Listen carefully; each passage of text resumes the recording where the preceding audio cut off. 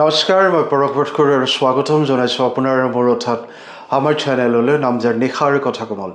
আশা কৰোঁ আপোনালোকৰ দিনটো খুবেই সুন্দৰভাৱে অতিবাহিত হ'ল। গোল্ডেন ব্লাড বা সোণালী তেজ বা আৰিছ নাল বিশ্বৰ আটাইতকৈ বিৰল তেজৰ প্ৰকাৰ। এই ৰক্ত প্ৰকাৰৰ লোকৰ ৰক্তকণিকাত আৰিছ এণ্টিজেন নাথাকে।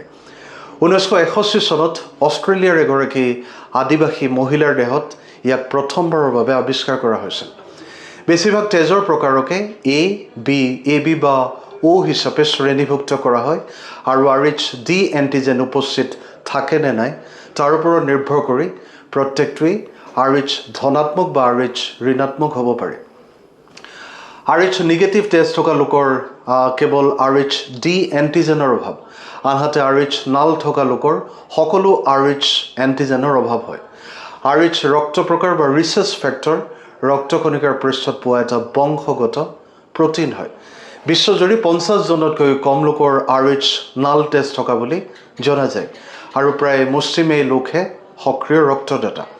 যিহেতু ইয়াক ইমান বিৰল আৰু প্ৰয়োজনৰ সময়ত বিচাৰি পোৱাটো খুবেই কঠিন, সেয়েহে আৰিছ নালক গোল্ডেন ব্লাড বা সোণালী তেজ বুলিও কোৱা হয়।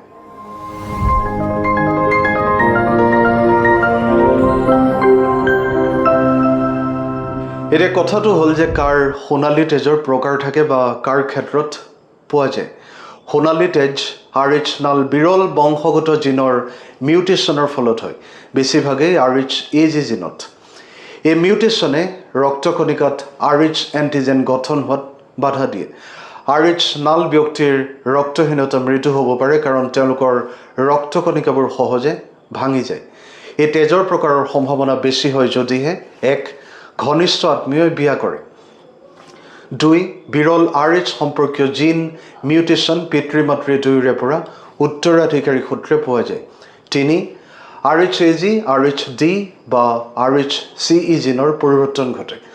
আৰিছ ডি আৰিছ চিই আৰু আৰিছ এজি হৈছে মানৱ ৰিচেছ ৰক্তগোট ব্যৱস্থা গঠন কৰা মূল জিন আৰু প্ৰটিন, যিয়ে ৰক্তকণিকাবোৰে নিৰ্দিষ্ট আৰিছ এণ্টিজেন কঢ়িয়াই লৈ ফুৰে নে নাই নিয়ন্ত্ৰণ কৰে। তাৰপিছতে প্ৰশ্ন আহিল যে সোণালী তেজ দান কৰিব পাৰি নে নাই বা ই ভাল হয় নে নহয়। হয়, সোণালী তেজ দান কৰিব পাৰি আৰু অতি মূল্যৱান কাৰণ ইয়াত কোনো আৰিছ এণ্টিজেন নাথাকে, যাৰ বাবে এই বিৰল আৰিছ তেজৰ প্ৰকাৰৰ লোকৰ বাবে উপযোগী হৈ পৰে। অৱশ্যে সোণালী তেজ থকাটো কেতিয়াবা প্ৰত্যাহ্বানজনকো হ'ব পাৰে। আৰিছ নাল ৰোগীক যদি তেজ সঞ্চালনৰ প্ৰয়োজন হয় তেন্তে সাধাৰণতে আৰিছ নাল তেজ দিব লাগিব, যিটো অত্যন্ত বিৰল আৰু বিচাৰি পোৱাটো খুবেই কঠিন। শেষত প্ৰশ্ন আহিল যে সোণালী তেজৰ জটিলতা কি কি। আৰিছ নাল তেজ থকা লোকসকলে বিভিন্ন সময়ত বিভিন্ন ধৰণৰ অভিজ্ঞতা লাভ কৰিব পাৰে, যেনে মৃদুৰ পৰা মধ্যমীয়া ৰক্তহীনতা। তেওঁলোকৰ ৰক্তকণিকাবোৰ সহজে ভাঙি যায়, যাৰ ফলত ভাগৰুৱা, ছাল সেতা পৰা আৰু হিমোগ্ল'বিনৰ মাত্ৰা কম হ'ব পাৰে। ইয়াৰ উপৰিও ৰক্ত সঞ্চালনৰ সমস্যা। আৰিছ এণ্টিজেনযুক্ত তেজ লাভ কৰিলে গুৰুতৰ প্ৰতিক্ৰিয়া হ'ব পাৰে, গতিকে কম্পেটিবল তেজ বিচাৰি উলিওৱাটো খুবেই জৰুৰী। ইয়াৰ উপৰি গৰ্ভাৱস্থাৰ জটিলতা। যদি আৰিছ নাল মাতৃয়ে আৰিছ পজিটিভ শিশু কঢ়িয়াই লৈ ফুৰে তেন্তে এণ্টিবডিৰ সৃষ্টি হ'ব পাৰে আৰু ভৱিষ্যতৰ গৰ্ভাৱস্থাত প্ৰভাৱ পেলাব পাৰে। ইয়াৰ উপৰিও ৰক্ত বিভাজনৰ সংকট। সংক্ৰমণে কেতিয়াবা দ্ৰুত ৰক্তকণিকা ধ্বংসৰ সূচনা কৰিব পাৰে, যাৰ ফলত বৃক্কৰ সমস্যাৰ দৰে গুৰুতৰ জটিলতাও হ'ব পাৰে।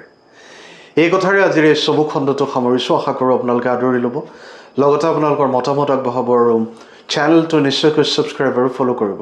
পুনৰ লগ পাম এক নতুন আৰু আকৰ্ষণীয় বিষয়ৰ সৈতে। ভগৱানে আপোনালোক সকলোৰে মংগল কৰক। আজিলৈ আহোঁ। শুভৰাত্ৰি। ধন্যবাদ।